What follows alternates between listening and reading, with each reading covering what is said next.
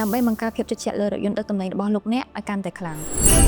នេះរដូវកាលចុងឆ្នាំនេះមជ្ឈមណ្ឌលថែទាំនិងជួសជុលរថយន្តដឹកទំនិញ Isuzu នឹងធ្វើការផ្ដល់ជូននូវប្រូម៉ូសិនពិសេសទៅលើគ្រឿងបន្លាស់របស់ Isuzu និងកញ្ចប់សេវាកម្មជាច្រើនទៀតតោះមើលទាំងអស់គ្នាតើកញ្ចប់ប្រូម៉ូសិនទាំងអស់នោះមានអ្វីខ្លះបញ្ចុះតម្លៃរហូតដល់ទៅ 20% ទៅលើគ្រឿងបន្លាស់ប្រភេទ D និង E ដែលជាគ្រឿងបន្លាស់សុទ្ធរបស់ក្រុមហ៊ុន Isuzu បញ្ចុះតម្លៃ 15% ទៅលើកញ្ចប់សេវាកម្ម A B C និង D ដើម្បីធានានូវគុណភាពនិងភាពជឿជាក់បញ្ចុះតម្លៃ 5% ទៅលើគ្រឿងបន្លាស់ A B C ដែលជាគ្រឿងបន្លាស់សុទ្ធរបស់ក្រុមហ៊ុន Isuzu មិនត្រឹមតែប៉ុណ្ណោះក្រុមហ៊ុន Isuzu នឹងធ្វើការផ្ដល់ជូនបន្ថែមទៅលើការបញ្ចុះតម្លៃ 15% ទៅលើថ្លៃពលកម្មនឹងការត្រួតពិនិត្យទូទៅដោយឥតគិតថ្លៃកុំឲ្យឱកាសនេះកន្លងផុតទៅប្រូម៉ូសិនមានកំណត់គឺចាប់ពីថ្ងៃនេះរហូតដល់ថ្ងៃទី31ខែធ្នូឆ្នាំ